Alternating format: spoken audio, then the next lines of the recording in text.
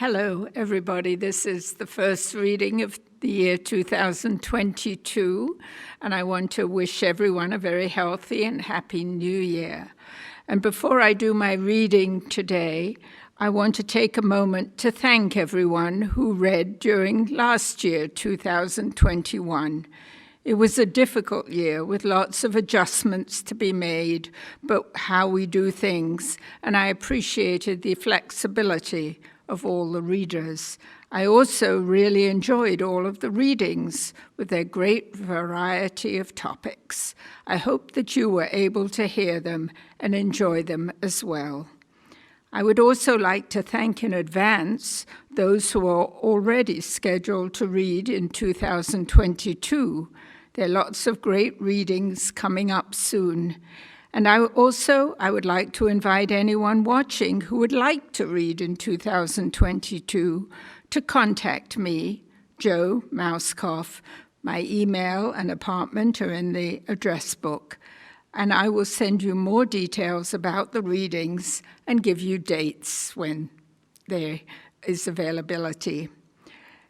Now, I know we will all hear a lot about the pandemic and the economy and climate change and the state of the world on the news. So I'm going to concentrate on some pieces in this issue that highlight the ingenuity and creativeness of people that make me optimistic about our ability to cope with all those things, with the world as it will be in 2022 and beyond.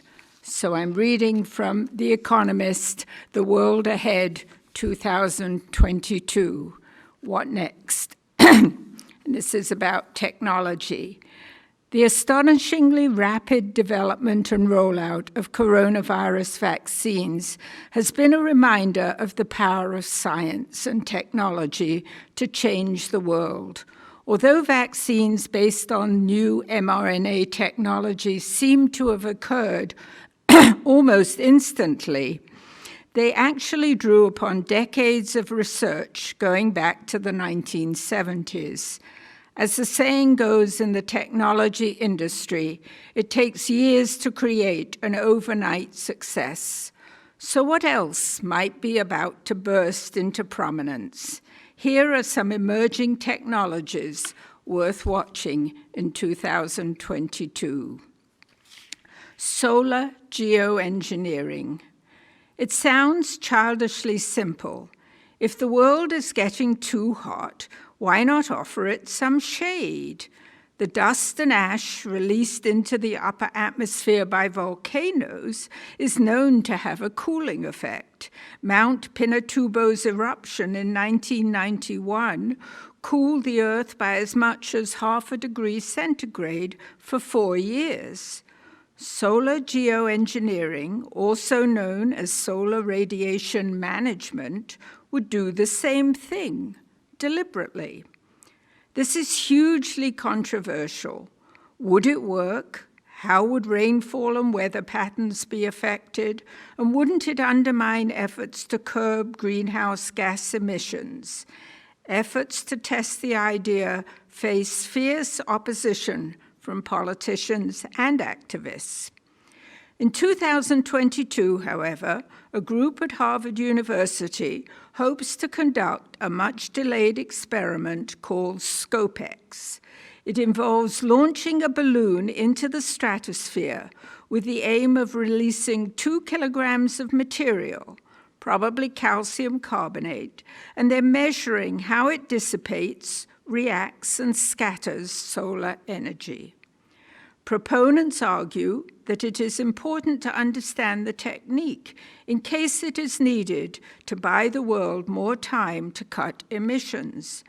The Harvard group has established an independent advisory panel to consider the moral and political ramifications. Whether the test goes ahead or not, expect controversy. Hydrogen-powered planes. Electrifying road transport is one thing. Aircraft are another matter. Batteries can only power small aircraft for short flights. But might electricity from hydrogen fuel cells, which excrete only water, do the trick? Passenger planes due to be test flown with hydrogen fuel cells in 2022 include a two-seater being built at Delft University of Technology in the Netherlands. Zero Avia, based in California, plans to complete trials of a 20-seat aircraft and aims to have its hydrogen propulsion system ready for certification by the end of the year. Universal Hydrogen, also of California, hopes its 40-seat plane will take off in September 2022. Direct air capture. Carbon dioxide in the atmosphere causes global warming. So why not suck it out using machines? Several startups are pursuing direct air capture, DAC, a technology that does just that.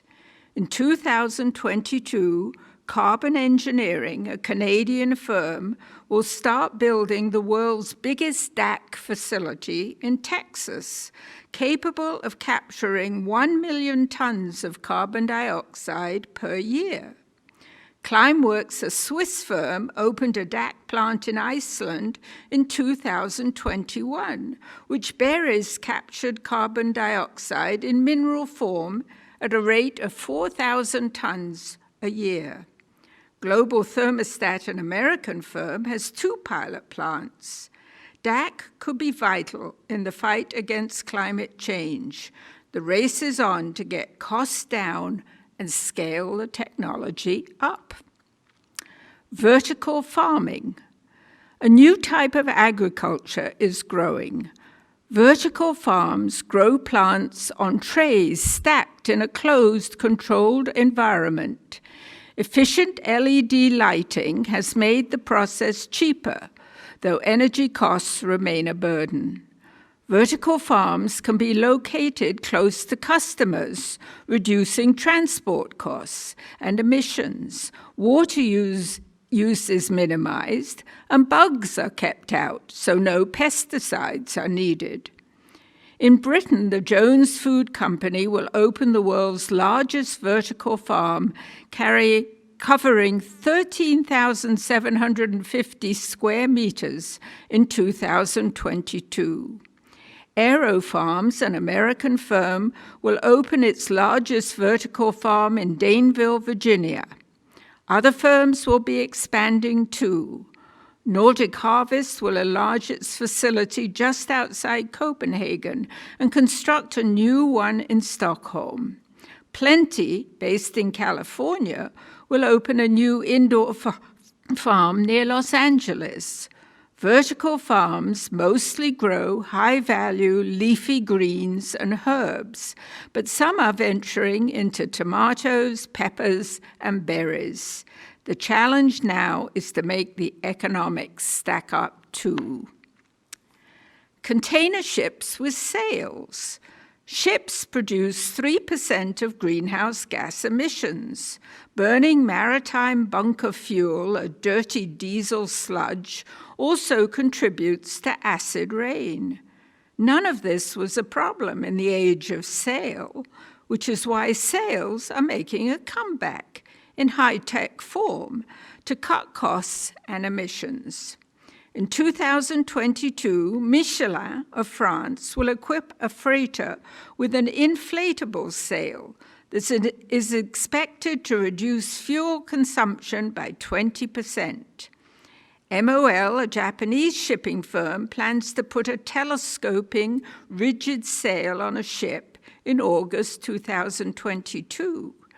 Now's Design of Italy expects to equip 8 ships with its pivoting and foldable hard wing sails. Other approaches include kites or suction wings that house fans and giant spinning cylinders called Flettner rotators. By the end of 2022, the number of big cargo ships with sails of some kind will have quadrupled to 40. according to the International Windship Association. If the European Union brings shipping into its carbon trading scheme in 2022 as planned, that will give these unusual technologies a further push. Vaccines for HIV and malaria. The impressive success of coronavirus vaccines based on messenger RNA heralds a golden era of vaccine development. Moderna is developing an HIV vaccine based on the same mRNA technology used in its highly effective coronavirus vaccine. If it entered early-stage clinical trials in 2021, and preliminary results are expected in 2022. BioNTech, joint developer of the Pfizer-BioNTech coronavirus vaccine, is working on an mRNA vaccine for malaria, with clinical trials expected to start in 2022. Non-mRNA vaccines for HIV and malaria, developed at the University of Oxford, are also showing promise. 3D printed bone implants. For years, researchers have been developing techniques to create artificial organs using 3D printing of biological materials. The ultimate goal is to take a few cells from a patient and create fully functional organs for transplantation, thus doing away with long waiting lists, testing for matches, and the risk of rejection. The goal is still some way off for fleshy organs, but bones are less tricky. Two startups, Particle 3D and Atom, hope to have 3D printed bones available for human implantation in 2022. Both firms use calcium-based minerals to print their bones, which are made to measure based on patients' CT scans. Particle 3D's trial in pigs and mice found that bone marrow and blood vessels grew into its implants within 8 weeks. Adam says its 3D printed implants stimulate natural bone growth and gradually biodegrade, eventually being replaced by the patient's bone tissue.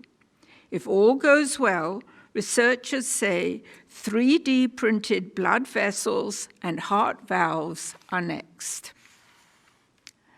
Flying electric taxis. Long seen as something of a fantasy, flying taxis, or electrical vertical takeoff and landing aircraft, as the fledgling industry calls them, are getting serious. Several firms around the world will step up test flights in 2022 with the aim of getting their aircraft certified for commercial use in the following year or two. Joby Aviation, based in California, plans to build more than a dozen of its 5-seater vehicles, which have a 150-mile range. Volocopter of Germany aims to provide an air taxi service at the 2024 Paris Olympics. Other contenders include EHang, Lilium, and Vertical Aerospace. Keep an eye on the skies. Space tourism. After a standout year for space tourism in 2021, as a succession of billionaire-backed efforts shot civilians into the skies, hopes are high for 2022. Sir Richard Branson's Virgin Galactic just beat Jeff Bezos's Blue Origin to the edge of space in July, with both billionaires riding in their own spacecraft on suborbital trips. In September, Elon Musk's company, SpaceX, sent 4 passengers on a multi-day orbital cruise around the Earth. All three firms hope to fly more tourists in 2022, which promises to be the first year in which more people go to space as paying passengers than as government employees. But Virgin Galactic is modifying its vehicle to make it stronger and safer, and it is not expected to fly again until the second half of 2022. With commercial service starting in the fourth quarter, Blue Origin plans more flights, but has not said when or how many. For its part, SpaceX has done a deal to send tourists to the International Space Station. Next up, the moon. Delivery drones.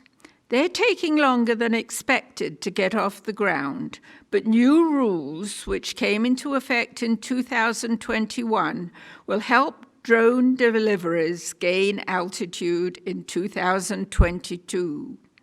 Manna, an Irish startup, which has been delivering books, meals, and medicine in County Galway, plans to expand its service in Ireland and into Britain.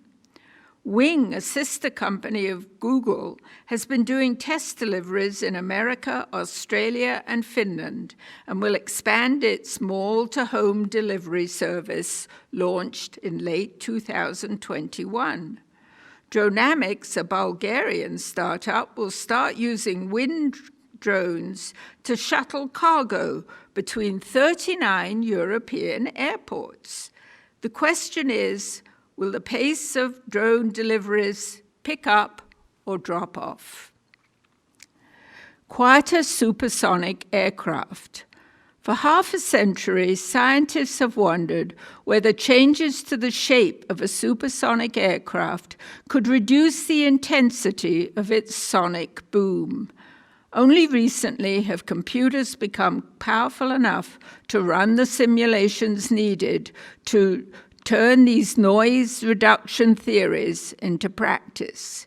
In 2022, NASA's X-59 Quest, short for Quiet Supersonic Technology, will make its first test flight.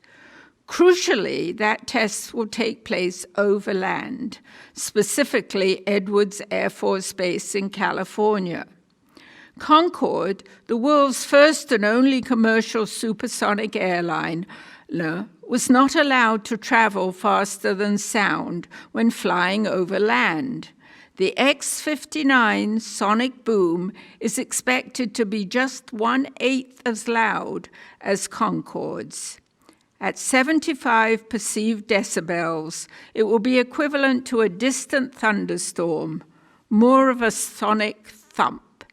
If it works, NASA hopes that regulators could lift the ban on supersonic flights over land, ushering in a new era for commercial flights. 3D printed houses. Architects often use 3D printing to create scale models of buildings, but the technology can be scaled up and used to build the real thing. Materials are squirted out of a nozzle as a foam that then hardens. Layer by layer, a house is printed, either on site or in several pieces in a factory that are transported and assembled. In 2022, Mighty Buildings, based in California, will complete a development of 15 eco-friendly 3D printed houses at Rancho Mirage. An Icon, based in Texas, plans to start building a community of 100 3D printed homes near Austin, which would be the largest development of its kind. Sleep tech. It's become a craze in Silicon Valley. Not content with maximizing their productivity and performance during their waking hours, geeks are now optimizing their sleep too, using an array of technologies. These include rings and headbands that record and track sleep quality, soothing sound machines, devices to heat and cool mattresses, and smart alarm clocks to wake you at the perfect moment. Google launched a sleep tracking nightstand tablet in 2021, and Amazon is expected to follow suit in 2022. It sounds crazy, but poor sleep is linked with maladies from heart disease to obesity. And what Silicon Valley does today, everyone else often ends up doing tomorrow. Personalized nutrition. Diets don't work. Evidence is growing that each person's metabolism is unique, and food choices should be too. Enter personalized nutrition, apps that tell you what to eat and when using machine learning algorithms, tests of your blood and gut microbiome, data on lifestyle factors such as exercise, and real-time tracking of blood sugar levels using coin-sized devices attached to the skin. After successful launches in America, personalized nutrition firms are eyeing other markets in 2022. Some will also seek regulatory approval as treatments for conditions such as diabetes and migraine. Wearable health trackers. Remote medical consultations have become commonplace. That could transform the prospects for wearable health trackers, such as the Fitbit or Apple Watch. They are currently used primarily as fitness trackers, measuring steps taken, running and swimming speeds, heart rates during workouts, and so forth. But the line between consumer and medical uses of such devices is now blurring, say analysts at Gartner, a consultancy. Smartwatches can already measure blood oxygenation, perform ECGs, and detect atrial fibrillation. The next version of the Apple Watch, expected in 2022, may include new sensors capable of measuring levels of glucose and alcohol in the blood, along with blood pressure and body temperature. Rockley Photonics, the company supplying the sensor technology, calls its system a clinic on the wrist. Regulatory approval for such functions may take a while, but in the meantime, doctors, not just users, will be paying more attention to data from wearables. Okay, how are we doing? Brain interfaces.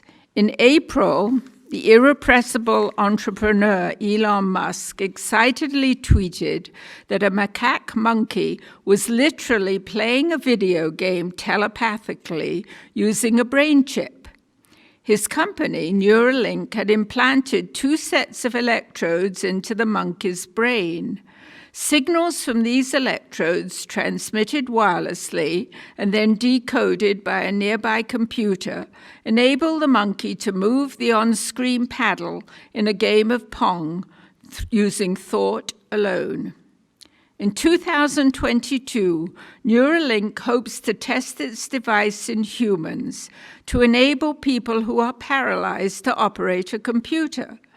Another firm, Synchron, has already received approval from American regulators to begin human trials of a similar device. Its minimally invasive neural prosthetic is inserted into the brain via blood vessels in the neck. As well as helping paralyzed people, Synchron is also looking at other uses, such as diagnosing and treating nervous system conditions, including epilepsy, depression, and hypertension. And this is the last one. Artificial meat and fish. Winston Churchill once mused about the absurdity of growing a whole chicken to eat the breast or wing. Nearly a century later, about 70 companies are cultivating meats in bioreactors. cells taken from animals without harming them are nourished in soups rich in protein, sugars, fats, vitamins, and minerals. In 2020, Eat Just, an artificial meat startup based in San Francisco, became the first company certified to sell its products in Singapore. It is expected to be joined by a handful of other firms in 2022. In the coming year, an Israeli startup, Supermeat, expects to win approval for commercial sales of cultivated chicken burgers, grown for $10 a pop, down from $2,500 in 2018, the company says. Finless Foods, based in California, hopes for approval to sell cultivated bluefin tuna, grown for $440 a kilogram, down from $660,000 in 2017. Bacon, turkey, and other cultivated meats are in the pipeline. Eco-conscious meat lovers will soon be able to have their steak and eat it. So all of this examples of human ingenuity, I think, give me some reassurance that despite all the problems that are clearly going to be with us in 2022 and beyond, we will be able to come up with ways to counter them.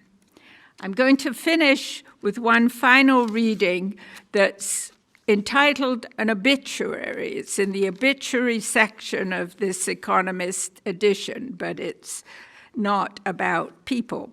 It's called Ashes to Ashes. And it turns out that 2022 is the last year in which coal may be burned in British domestic hearths. And I'm reading this because I grew up in England and was familiar with burning coal in the house and what that entailed and the smogs that came from it.